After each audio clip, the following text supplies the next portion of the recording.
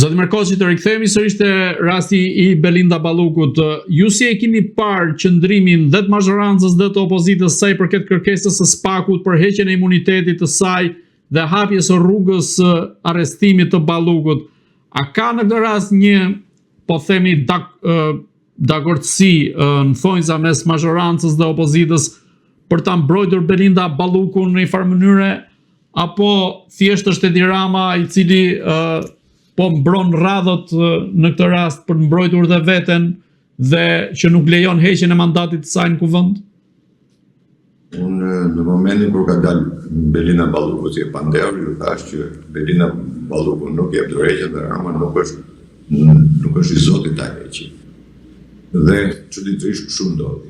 Deri tani jemi në këtë lloj ndim gjykate, Rama nuk e heq dot, nuk e shkarkon dot Belinda Balluku, unë kam marrë idenë po kanë thënë që Rama më shpejt jep dorëheqjen e tij, firmos dorëheqjen e tij.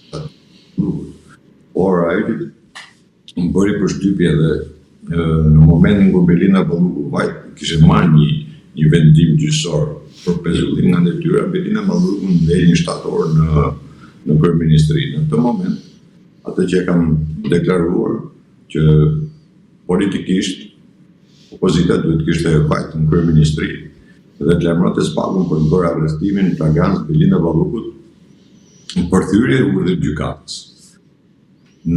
Opozita nuk e bëri.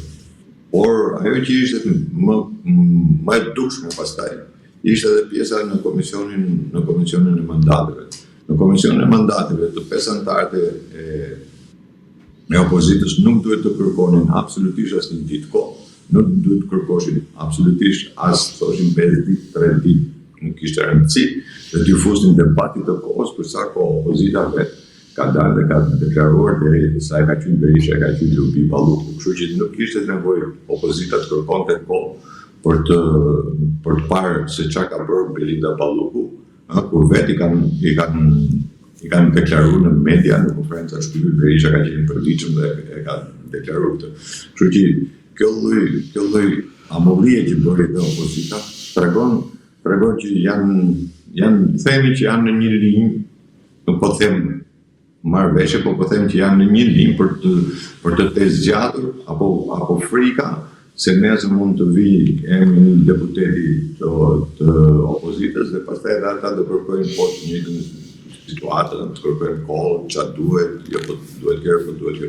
Në të njëjtën kohë kur vetë Çuçi për shembull, deputeti që është edhe komision, deputeti I Partisë Socialiste ka deklaruar që në momentin që SPAK do sjellë për këtë që do sjellë një kërkesë, ne do ta meratëm në mënyrë fare. Sepse nuk bëhemi pengesë, sepse ne jemi për reformën drejtësie, jemi për drejtësinë të etashe. Gjë që nuk ndodhi. Pra, të dy palët u futën në një konflikt kohe, ditësh, javësh apo muajsh, derisa pastaj doli Rama dhe vendosi atë që tha që deri mes të dy që do marrë vendim gjykata kushtetuese nuk ka asnjë vendim nga parlamenti. Kështu që një diskordancë në mes njëri tjetrit, por gjithmonë është ajo loja e fshehtë dhe këtë lojën e fshehtë pastaj nuk është se shqiptarët nuk e din apo nuk e kanë pretur, por ajo loja fshehtë domethënë doli tek Endre Shabani kur 35 deputet firmosën për një Sorosian, firmosën Partia Demokratike, vetë në Partia do 28 vetë në Partia Demokratike firmosën Sorosian për të kandiduar dhe për të marrë postin e avokatit popullit. Kështu që gjithmonë kemi thënë që ka një bashkëpunim të nëndeshëm apo të fshehtë, sepse po çohesh edhe kodi zgjedhor dhe çdo ligj që duhet, çuditërisht ta merren vesh edhe e miratojnë. Dhe më pas pastaj këto importancën në rasin nuk ka rëndësi. Por që një linjë domethënë. Pam. Zoti Markoçi, si e shikoni seancën e hapur që do të mbahet më 22 janar nga ana e gjykatës kushtetuese në raport me çështjen e Belinda Ballukut? A mendoni se në këtë rast gjykata kushtetuese do të jetë në lartësinë e duhur të rolit dhe institucionit që përfaqëson, apo do të ketë dhe do të lërë hapësira ashtu si në vendimin e saj të fundit sa i përket aspektit të pezullimit të gjykatës posaçme në vendimin që mori kundrejt kësaj gjykate?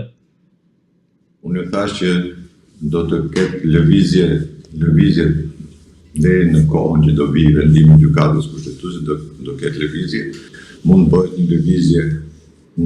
një lëvizje zëvendësimi, domethënë Belinda Balluku t'japi vetë në dorëheqjen si zëvendës kryeministrit dhe zëvendësimin se në Lea Hypin. Edhe vendimin, në moment që jep vendimin gjykata kushtetuese nuk ka çfarë vendimi t'japi më, sepse jep vetë dorëheqje para largohet vetë nga posti, por gjithmonë duke mbajtur mandatin atë imunitetin e deputetit. Kështu që deri në 22 nuk mund të them se çfarë vendimi. Realisht ajo gjykatë e cila tashmë edhe ajo është në hetim, do t'japi një vendim pro gjykatës gjykokos. Pra do thot po është i drejtë ky vendim, po ne e morëm për ta shqyrtuar dhe për ta bërë si kauz. Por do jetë pa vlerë. Do jetë pa vlerë sepse ajo mund t'japë tash Belinda Balluku mund t'japi dorëheqjen vetë dhe nuk dihet se si del. Por pardo vendimi që të marri gjykata kushtetuese, unë them se SPAK-u do ketë një plan B. Do ketë një plan B për vetëm arsye sepse në momentin kur ka vajt për t'i kërkuar arrestimin e Belinda Ballukut, heqjen e imunitetit tani, nuk vajti vetëm për tunetin e Llogarans, po vajti edhe për bypassin. Pra ju shtuan edhe disa akuza të tjera, një 6 akuza të tjera. Kështu që SPAK-u e ka vetë në dorë tashmë për ta nxjerrë zbuluar, dhe ky është një nga momentet kur Rama po çmontohet ai kryeministri i cili gjoja bën ato propagandën që nuk po punoj për Shqipërinë, për Europën e për detajlet, po i çmontohet e gjithë kjo propagandë, po i çmontohet dhe po del zbuluar, dita ditës po del zbuluar, tashmë edhe antarët e Partisë Socialiste nuk po e besojnë. Sondazhi i fundit që ishte para vitit 3 ishte 34% e PS-s e pranonin si kryetar partie, kuptohet edhe si kryeminist, pjesa tjetër jo. Tash edhe kjo u pa edhe në Berat, në festën e Beratit, po u pa edhe kur u bë festa e fundvitit për Tiranën, që u bë në Pallat Brigada Mungesa, tash vetëm e këtyre personave të cilët ishin të rëndësishëm të Partisë Socialiste, sidomos për Tiranën. Kështu që nuk pres që të ndodhin gjëra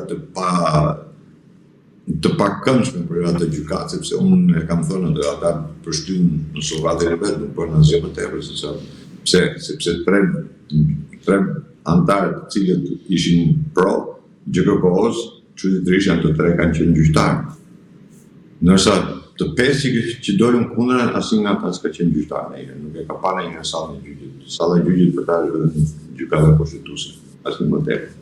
Por duke qenë kuptohet të komanduar nga Gen Ibrahimi, një nga Sorosianët, e deklaruar dhe të përmoqëm të Shqipërisë, patjetër që presioni ishte i madh, po edhe ai presion do dali se kush e bëri si e u bë. Edhe hetimi për ta do jetë i shpejt, besoj. Kështu që nuk e para herë që nuk do ketë vendim kundër GKK-s, do që të ndodhi nuk do ketë, por them se edhe Belinda mund të rriqet vetë për të shpëtuar imunitetin. Duke mbetur te rasti i Belindës që mund ta jap ose jo dorëheqjen, dy eksponent jo shumë të rëndësishëm Partisë Socialiste si Pierin Dreu dhe Petro Koçi kanë shprehur në dy intervistat përkatëse televizive që kanë dhënë se Belinda Balluku mund ta jap dorëheqjen dhe në një moment caktuar që mund t'i kërkohet, mund ta kryejë një veprim të tillë. Ju si mendoni, apo lëshon në opinionin publik Edi Rama një narrativ të tillë për të prodhuar terrenin më pas që vetë Belinda Balluku të jap dorëheqjen përpara vendimit gjykatës kushtetuese? Tash, e gjithë strategjia nuk bëhet nga Rama, e gjithë strategjia bëhet nga Soros. Në Shqipëri kemi 35 vjet ne politika shqiptare zbaton politikën sorosiane. E gjitha politika bëhet nga Soros. Dhe këtu për 35 vjet është zbatuar ajo politikë që ka thënë Soros. Unë nuk e shoh të pamundur, por pozicioni i Belinda Ballukut në të cilën ndodhet ajo tashmë, nuk e lejon atë, se po të ishte për ndërheqje Belinda Ballukut duhet të jepte ndërheqje me kohë. Që në momentin që doni nga SPAK. Por Belinda Ballukut nuk i jep ndërheqje pa marrë votën. Dhe jo nga dorë. Edhe ata që e mbajnë Belinda Ballukut. Ata që nuk e lejojnë të japin ndërheqje Belinda Ballukut. Kështu që jo pa qëllim kam thënë që Rama në momentin që kërkon ta shkarkoj Belinda Ballukun, ai ka hallin e kokës vet, dhe jo hallin e kokës vet nga SPAK apo nga këta, po ka hallin e kokës vet nga krimi i rrugës, nuk ka hall tjetër. Kështu që Belinda Ballukun nuk e jep dorëheqjen pa marrë një garanci totale. Kur garancia totale duhet të jetë mos i hiqet imuniteti e deputetës. Pra, që SPAK mos ta marrë dot në të japin mas siguri arrest në burgo ose detyrim arrest shtëpia, detyrim pajisje, po mos të japin mas siguri. Këtu është gjithë historia e Belinda Ballukut. Nuk është Belinda Balluku se Rama e ka frikë Belinda Ballukun apo nuk ka heqë Belinda. Por situata tash duke pas parasysh edhe atë vendimin e Tramit që 3 muaj duhet zgjidhë kjo historia e këtyre personave, duhet spastrohet politika në Ballkan. Sepse është një vendim i cili i prek të gjithë politikanët, dhe po ta vesh re jo pa qëllim Vučić që lexoj mirë dhe shpalli zgjedhjet para kohës. Për sa kohë tha që unë do jem konferencash e fundit ose e para fundit si president, pra e lexoj më shpejt dhe më mirë atë vendim të Trumpit. Nëse Rama tash duke qenë se është caktuar nga Kabala dhe nga Soros apo nga gjithë organizatat, si përfaqësues ky do vazhdoj të qëndroj, jo pa qëllim kam thënë që Rama do të qëndrojë me çdo kusht dhe me çdo çmim. Është çmimi që Rama duhet paguaj, ka shi organizatës. Dhe kështu që ai do të përgatisë, unë Lea Ypi Praneu kam përmendur gjithmonë, dhe Praneu thash edhe më përpara që Lea Ypi do mund të sillet në momentin që Rama mund t'i ikë vetë, jo Belinda Ballukun, po mund t'i ikë edhe vetë të shpallë një si themi si qeveri teknike dhe këtë person të vej kryeministër. Ose zakonisht kryeministër mund të ashtrojë edhe një zakonisht kryeministër, nuk di, po do ketë lëvizje gjatë. Dhe jemi datë 20 do ketë lëvizje, them se do ketë lëvizje forta.